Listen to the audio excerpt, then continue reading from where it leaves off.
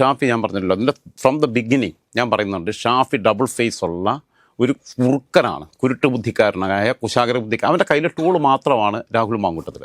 ഇവർക്കിടയിൽ ഒരു ബാർട്ടർ സമ്പ്രദായമാണ്. മാന്യതയുടെ മുഖംമൂടി അണിഞ്ഞ് നടക്കുന്ന ഒരു ജനപ്രതിനിധിയാവാൻ യോഗ്യനല്ലാത്ത ഒരാളാണ് ഷാഫി പറമ്പിൽ. ഷാഫി പറമ്പിൽ ഈ പ്രസ്ഥാനത്തെ നശിപ്പിക്കുന്ന ഒരാളാണ്. ഒരുപാട് കേസുകളുണ്ട്. കാരണം അവനടുത്ത് രേഖാമൂലം പരാതി കിട്ടിയില്ല എന്നുള്ളതല്ല. ഈ കേരള രാഷ്ട്രീയ ചരിത്രത്തിൽ എൻ്റെ സീറ്റിൽ ഇങ്ങനെ പിൻഗാമി വേണമെന്ന് പറഞ്ഞിട്ടുണ്ടോ? അപ്പോൾ എന്ന് വെച്ചാൽ അഴിച്ചു വിട്ടിരിക്കുകയാണ് കോൺഗ്രസിനെ നശിപ്പിക്കാൻ വേണ്ടിയിട്ട്. അത് കോൺഗ്രസ്സുകാർ തിരിച്ചറിയുന്നില്ല. കോൺഗ്രസിനെ നശിപ്പിക്കുക എന്നുള്ളതാണ് BJPയുടെ ലക്ഷ്യം, ആത്യന്തികമായ ലക്ഷ്യം. സംഘടന ദുർബലമാക്കി സംഘടനയെ തൻ്റെ ഫാൻസ് അസോസിയേഷനാക്കി മാറ്റി. ആ ഫാൻസ് അസോസിയേഷനിൽ പെട്ടവരെ മുഴുവൻ ഇപ്പോൾ പാലക്കാടോട്ട് പോകാൻ പറയാം. നാട്ടിൽ തെരഞ്ഞെടുപ്പ് നടക്കുക, മതിലിയാണെല്ലാം പോലല്ല പാർട്ടി പ്രവർത്തനം. ഇതിനപ്പുറത്തേക്ക് എന്താ പറയാനുള്ളത്? അപ്പോൾ ഷാഫിക്ക് രാഹുലിനെ തിരുത്താൻ പറ്റില്ല. രാഹുലിനെ ഒരിക്കലും തിരുത്താനുള്ള ഒരു യോഗ്യതയും ഷാഫിക്കില്ല. ഷാഫിക്ക് എങ്ങനെ തിരുത്താൻ പറ്റുന്നത്? രാജമേ നമസ്കാരം. നമസ്കാരം. രാജമേ, രാവിലെ രാഹുൽ മാങ്കൂട്ടത്തിന് ഹൈക്കോടതി നോട്ട് അറസ്റ്റ് കൊടുത്തു. പക്ഷേ രണ്ടാമത്തെ കേസിൽ തിരുവനന്തപുരം സെഷൻസ് കോടതി നോട്ട് അറസ്റ്റ് കൊടുത്തിട്ടില്ല. വീണ്ടും ഒളിവിൽ തന്നെയാണ്. പക്ഷേ ഇതിനിടയിൽ രസകരമായിട്ടൊരു സംഭവം നടന്നിരിക്കുന്നത് എന്താണെന്ന് വെച്ചാൽ, ഈ ഷാഫി പറമ്പിൽ സംസ്ഥാനത്തിൻ്റെ വിവിധ ഭാഗങ്ങളിലുള്ള യൂത്ത് കോൺഗ്രസ് നേതാക്കന്മാരെയും പ്രവർത്തകരെയും ഒക്കെ പാലക്കാട്ടേക്ക് വിളിച്ചിട്ടുണ്ട്, നാളെയും മറ്റന്നാളും. കാരണം ഈ ത്രിതല പഞ്ചായത്താണ്, തെരഞ്ഞെടുപ്പാണ്, അവിടെ ആളുകൾക്ക് പ്രവർത്തിക്കേണ്ടതാണ്. എന്താ ഷാഫി പറമ്പിൽ ഉദ്ദേശിക്കുന്നത്? ഷാഫി ഞാൻ പറഞ്ഞല്ലോ, അതിൻ്റെ ഫ്രം ദ ബിഗിനിങ് ഞാൻ പറയുന്നുണ്ട്, ഷാഫി ഡബിൾ ഫേസ് ഉള്ള ഒരു കുറുക്കനാണ്, കുരുട്ട് ബുദ്ധിക്കാരനായ കുശാഗ്ര ബുദ്ധിക്കാരൻ. അവൻ്റെ കയ്യിലെ ടൂൾ മാത്രമാണ് രാഹുൽ മാങ്കൂട്ടത്തിൽ. ഇവർക്കിടയിൽ ഒരു ബാർട്ടർ സമ്പ്രദായമാണ്, കൊടുക്കൽ വാങ്ങൽ. പിന്നെ ഇപ്പം പറയുന്ന രേഖാമൂലം എനിക്ക് പരാതി കിട്ടിയിട്ടില്ല. ഷഹനാസ് പറഞ്ഞതിനെക്കുറിച്ച് ഷഹനാസ് പറഞ്ഞത്, ഞാൻ അവന് വാട്സപ്പിൽ വിവരങ്ങൾ അയച്ചു കൊടുത്തിട്ടുണ്ട്, അവൻ നിഷേധിച്ചാൽ ഞാൻ ബാക്കി പറയാമെന്നാണ് പറഞ്ഞത്. അതിന് നിഷേധിക്കുന്നില്ല. നല്ല കുട്ടി അവൻ അങ്ങനെ മാന്യതയുടെ മുഖംമൂടി അണിഞ്ഞ് നടക്കുന്ന ഒരു ജനപ്രതിനിധിയാവാൻ യോഗ്യനല്ലാത്ത ഒരാളാണ് ഷാഫി പറമ്പിൽ. ആട്ടംതോലിട്ട ചെന്നായ അങ്ങനെ തന്നെ ചെന്നായ്ക്കൾ ലജ്ജിച്ചു പോകും. അത്രയും മോശപ്പെട്ട രീതിയിലുള്ള ചെന്നായി ഒന്നല്ല, ഒരു വിചിത്ര ജീവി എന്ന് വേണമെങ്കിൽ പറയാൻ പറ്റും. ശരിക്കും ഏത് സ്പീഷീസിൽപ്പെട്ടാണെന്ന് എനിക്കറിയില്ല. കാരണം ഷാഫി പറമ്പിൽ ഷഹനാസിൻ്റെ മെസ്സേജിനകത്ത് ബാക്കിയുള്ള മെസ്സേജ് അവൻ അതിന് ഏറ്റവും അവസാനം വിട്ടപ്പം ഒരു സങ്കടമുള്ള ചിഹ്നം വിട്ടെന്ന് പറഞ്ഞു. അപ്പോൾ ഇവനത് കാണുന്നുണ്ട്. രേഖാമൂലം പരാതി കൊടുക്കേണ്ട ആവശ്യമുള്ളൂ. അപ്പോൾ നമ്മളൊക്കെ സംഘടനാ രംഗത്ത് പ്രവർത്തിക്കുമ്പോൾ ചിലപ്പം അതൊക്കെ എന്ന് പറഞ്ഞാൽ ഇങ്ങനത്തെ പീഡനമൊന്നുമല്ല. ഇപ്പോൾ ചിലപ്പം ഞാനൊക്കെ SPയിലൊക്കെ പ്രവർത്തിക്കുമ്പോൾ ചിലപ്പോൾ ചില ആൺകുട്ടികൾക്ക് ചിലപ്പം പെൺകുട്ടികളുടെ അടുത്ത് ഇങ്ങനെ പ്രണയാഭ്യർത്ഥനയൊക്കെ നടത്തി ഇവർക്ക് മടുക്കുമ്പോൾ ഈ പെൺപിള്ളേർ വന്നിട്ട് നമ്മളടുത്ത് പറയും, എനിക്കിങ്ങനെ ശല്യമാവുന്നുണ്ട് എന്ന് പറയും. നമ്മളവനെ വിളിച്ചിട്ട് പറയടാ, നീ അപ്പോൾ അവർ പറയുന്നത് എനിക്ക് സിൻസിയറായിട്ട് അങ്ങനെയാണെന്നൊക്കെ പറയുമ്പോൾ നമ്മൾ വിളിക്കുമ്പോൾ തന്നെ അവർക്ക് ആകെ ഇതാവും. ഒറ്റയ്ക്ക് നമ്മൾ കൊണ്ടുപോയിട്ട് നമ്മൾ പറയാം. ചിലപ്പോൾ ക്യാൻറ്റീനിൽ കൊണ്ടുപോയിട്ട് ചായ കൊടുത്തിട്ടായിരിക്കും പറയുന്നത്, നീ അതിൻ്റെ പുറകെ ശല്യപ്പെടുത്തരുത്. അവർക്ക് ഇമ്പ്രഷൻ തോന്നി വരികയാണെങ്കിൽ വരട്ടെ, പ്രണയിക്കേണ്ട എന്നുള്ള അഭിപ്രായം നമുക്കില്ല. പക്ഷേ ഇതിങ്ങനെ നിരന്തരം ശല്യപ്പെടുത്തി പോകരുത്, അവളുടെ വില കളയരുത്, അത് നെഗറ്റീവായി തീരുള്ളൂ എന്നുള്ളത് പറയാറുണ്ട്. അതാണ് അതിൻ്റെ രീതി എന്ന് പറയുന്നത്. പക്ഷേ ഇത് പ്രണയാഭ്യർത്ഥനയല്ല, ഇതെല്ലാം കോഴിത്തരം കാണിക്കുക. എന്നിട്ട് അതിന് വരുമ്പോൾ ഇവൻ എന്താണ് മറ്റൊരിടത്ത് ഞങ്ങൾ അങ്ങോട്ടും ഇങ്ങോട്ടും തുണി മാറി കൊടുക്കുന്നവരാന്ന് പറഞ്ഞു.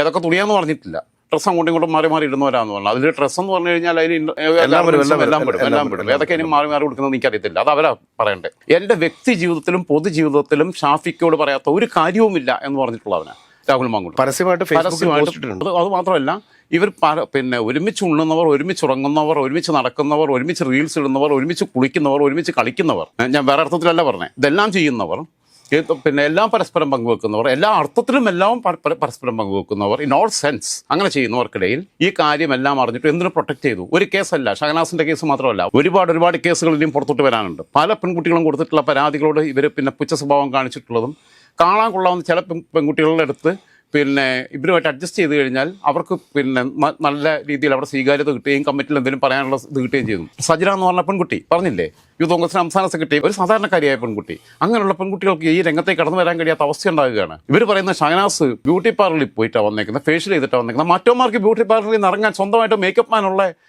ഏക രാഷ്ട്രീയക്കാരല്ലേ ഇവർ? സാധാരണ ഫിലിം ആർട്ടിസ്റ്റുകൾക്കാണ് അങ്ങനെയുള്ളത്, സ്വന്തം മേക്കപ്പ് മാൻ, സ്വന്തം ഡയറ്റീഷ്യനും ഒക്കെ.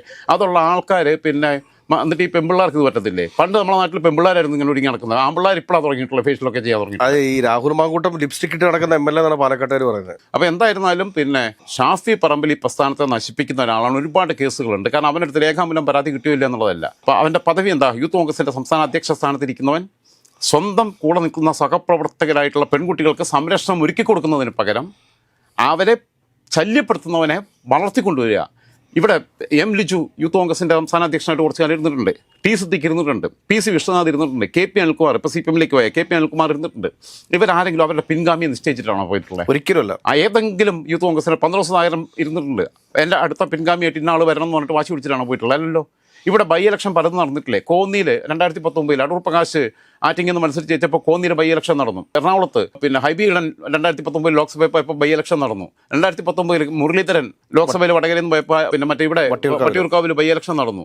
ചേലക്കരയിൽ ഇപ്പൊ കേരള രാഷ്ട്രം CPM-ന്റെ ലോക്സഭയിലേക്ക് പിന്നെ ആലത്തൂരിൽ നിന്ന് പോയപ്പോൾ ബൈ ഇലക്ഷൻ നടന്നു. ഈ കേരള രാഷ്ട്രീയ ചരിത്രത്തിൽ എന്റെ സീറ്റിൽ ഇങ്ങനെ പിൻഗാമി വേണം പറഞ്ഞിട്ടുണ്ടോ? ഇല്ല.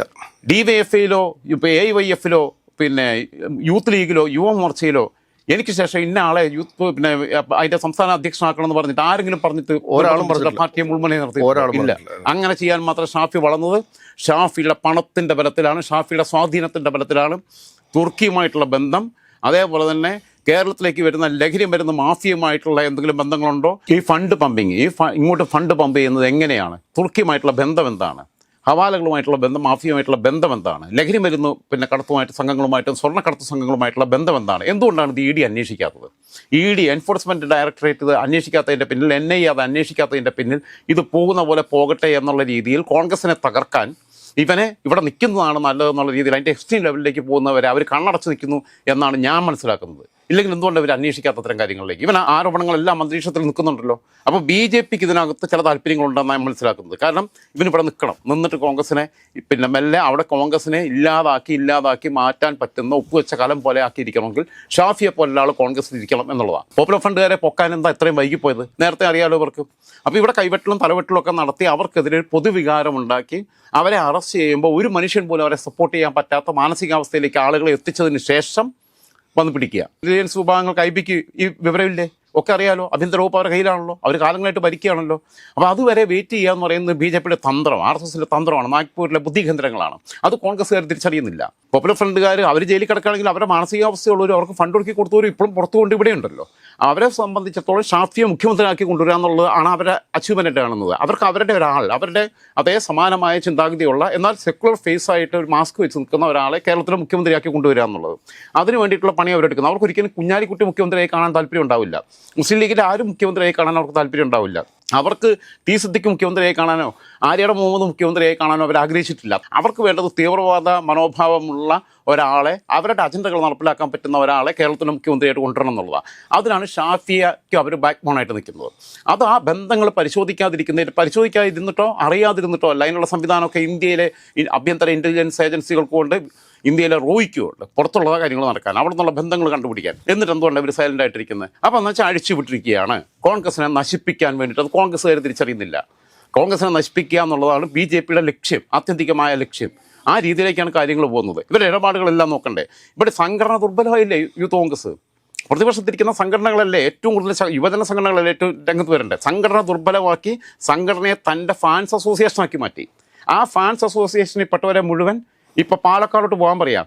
നാട്ടിൽ തെരഞ്ഞെടുപ്പ് നടക്കുക, അവനവൻ്റെ നാട്ടിലെ പിന്നെ തദ്ദേശ സ്വയംഭരണ തെരഞ്ഞെടുപ്പ് നടക്കുമ്പോൾ അവിടെ മുനിസിപ്പാലിറ്റിയിലാണെങ്കിലും പഞ്ചായത്തിലാണെങ്കിലും കോർപ്പറേഷനിലാണെങ്കിലും പണിയെടുക്കേണ്ട ചെറുപ്പക്കാരെ, ഇവരുടെ ഫാൻസിനെ, സംസ്ഥാനത്താകെയുള്ളവരെ മറ്റൊന്ന് ബെയിൽ കിട്ടിക്കഴിഞ്ഞാൽ അങ്ങോട്ട് വരുമ്പോഴത്തേക്ക് അവിടെ സ്വീകരിക്കാൻ വേണ്ടിയിട്ട് ആളെ റെഡിയാക്കി അങ്ങോട്ട് പറഞ്ഞയക്കുക എന്ന് പറഞ്ഞാൽ രാഷ്ട്രീയമായിട്ട് ഇത് വളരെ ശുദ്ധ തെമ്മാടിത്തരമാണ് ഒരു സംഘടനയോട് ചെയ്യുന്നത്. അങ്ങനെ ഒരാളെ കയറില്ലാതെ ഇങ്ങനെ അഴിച്ചു വിടുക എന്ന് പറഞ്ഞു കഴിഞ്ഞാൽ വളരെ വൃത്തികെട്ട രീതിയിലുള്ള കാര്യം തന്നെയാണ്. അതും പാലക്കാട് 2ാം ഘട്ടത്തിലാണ് തെരഞ്ഞെടുപ്പ് നടക്കുന്നത്. അതെ അതെ. 1ാം ഘട്ടം തെരഞ്ഞെടുപ്പ് നടക്കുന്ന സ്ഥലത്തുള്ള ആളുകളൊക്കെയാണ് ഈ 2ാം ഘട്ട തെരഞ്ഞെടുപ്പ് നടക്കുന്ന സ്ഥലത്തേക്ക് വിളിച്ചു വരുത്തുന്നത്. അതെ. അത് മാത്രമല്ല, ഈ വിഷയത്തിനകത്ത് തന്നെ പിന്നെ ഷാഫി എടുത്തിട്ടുള്ള സമീപനങ്ങൾ ഞാൻ പറഞ്ഞല്ലോ, രേഖാമൂലം പരാതി കിട്ടിയോ ഇല്ല എന്നുള്ളതല്ല. അവൻ അറിഞ്ഞല്ലോ, അറിഞ്ഞിട്ട് എന്തുകൊണ്ട് അവൻ അതിനെല്ലാം അഡ്ജസ്റ്റ് ചെയ്ത് തോന്നുന്നു? അതിൻ്റെ പിന്നിലുള്ള കാരണം എന്താ? അവിടെ ഞാൻ പറഞ്ഞ കൊടുക്കൽ വാങ്ങൽ, ബാർട്ടർ സമ്പ്രദായം. ഇവൻ ഇത്തരം കാര്യങ്ങൾ പോകുന്നതിന് പിന്നെ അവൻ രക്ഷാകവചം ഒരുക്കുമ്പോൾ തിരിച്ചിവനിൽ നിന്ന് ഷാഫിക്ക് കിട്ടുന്ന പ്രത്യുപകാരം എന്താണ്? അവന് സെക്ഷൽ ഫേവർ ചെയ്തു കൊടുക്കുകയാണല്ലോ ഇത് അറിഞ്ഞിട്ട് മിണ്ടാതിരിക്കുക എന്ന് പറഞ്ഞു കഴിഞ്ഞാൽ. തിരിച്ച് അതേ ഫേവറാണോ കിട്ടുന്നത് എന്നുള്ള ചോദ്യം ആരെങ്കിലും ഉന്നയിച്ചു കഴിഞ്ഞാൽ ആ ചോദ്യം ചോദിക്കുന്നത് എങ്ങനെ കുറ്റവാളിയാവുന്നത്? അതാ ചോദിക്കുന്നത്. പല കാര്യങ്ങളും അറിയാനിട്ടൊന്നല്ല, പലതും എവിഡൻസ് സഹിതം തന്നെ പുറത്തു കൊണ്ടുവരും എന്നല്ല, ചർച്ച ഉണ്ട്. അത് കറക്റ്റ് ടൈമിൽ കൃത്യമായ സമയത്ത് അത് പുറത്തു വരും. ഇതിനകത്ത് കെ മുരളീധരൻ പറഞ്ഞു മാതിലിയാടലം പോലല്ല പാർട്ടി പ്രവർത്തനം. ഇതിനപ്പുറത്തേക്ക് എന്താ പറയാനുള്ളത്? മാതിലിയാടാൻ പോലല്ല പാർട്ടി പണി എന്ന് പറഞ്ഞു. അതേപോലെ തന്നെ T സിദ്ദിഖിനെതിരെ പാരവണിയെ നോക്കിയില്ലേ? JS അഖിലിനെ വെട്ടിയത് രാഹുൽ മാങ്കൂട്ടത്തിലല്ലോ. രാഹുൽ മാങ്കൂട്ടത്തിൽ ഒറ്റയ്ക്ക് സ്വയം വന്നിട്ട് ഞാൻ പ്രസിഡന്റ് ആകും എന്ന് പറഞ്ഞിട്ട് വാശി പിടിച്ചൊന്നാണ്. അല്ല, ഷാഫി പറഞ്ഞില്ലേ JS അഖിലിനെ വെട്ടിയേ? JS അഖിൽ എന്ന് പറയുന്ന ആ ചെറുപ്പക്കാരനെ കേസുവിൽ അവസാന പ്രസിഡന്റ് ആവാനും അവസരം കിട്ടിയിട്ടില്ല. മികച്ച സംഘാടകരാണ്, അടിത്തട്ടിൽ പണിയെടുക്കുന്നവനാ. അപ്പോൾ ഈ JS അഖിലിനെ വെട്ടിയത് ആരാ? ഷാഫിയല്ലേ വെട്ടിയേ? രാഹുൽ വെട്ടിയതല്ലല്ലോ. പാലക്കാട് ആ സൈറ്റിനെ അങ്ങ് നിർത്തിയാൽ പോലായിരുന്നോ?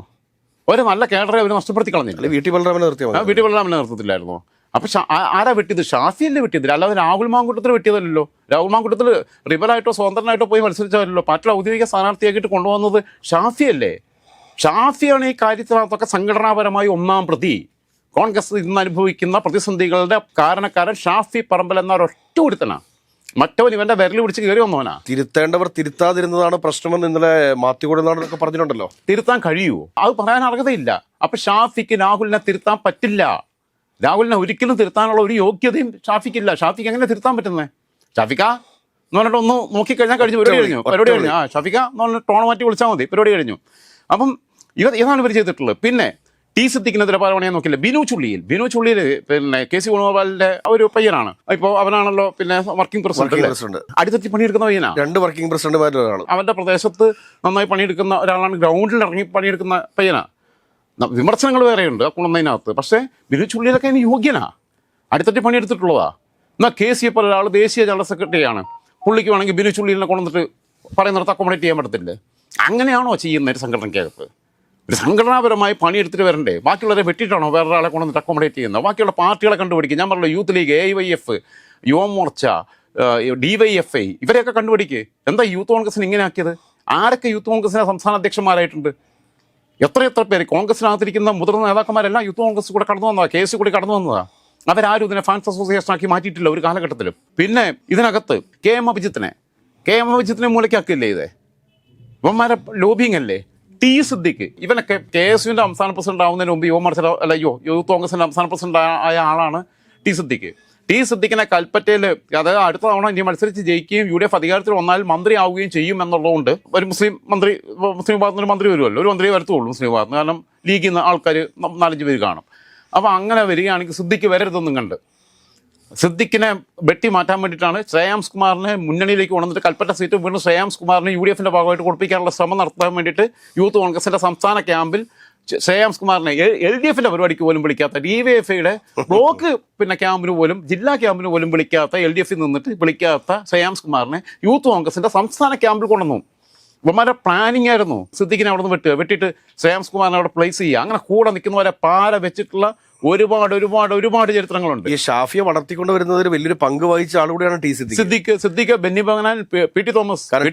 യൂത്ത് കോൺഗ്രസിന്റെ സംസ്ഥാന പ്രസിഡന്റ് ആയിട്ടിരിക്കുന്ന സമയത്താണ് ഷാഫി പറമ്പിലിനെ KSUവിന്റെ സംസ്ഥാന പ്രസിഡന്റ്. പിന്നെ PV അൻവറിന്റെ മാന്യത എന്തൊക്കെ പറഞ്ഞാലും, ഞാൻ പറഞ്ഞല്ലോ, PV അൻവർ പിന്നെ എന്നോട് ഇടപെട്ടിടത്തോളം ഡീസൻ്റാണ്. ചില വിഷയങ്ങൾ പിന്നെ സംസാരിച്ചിട്ടുള്ളപ്പോഴൊക്കെ എന്നോട് ജെന്റിൽ ഡീലാണ് നടത്തിയിട്ടുള്ളത്. എന്നോട് ഇന്ന് വരെ മാന്യമായിട്ടേ പെരുമാറിയിട്ടുള്ളൂ, മാന്യമായിട്ടേ സംസാരിച്ചിട്ടുള്ളൂ പേഴ്സണലി.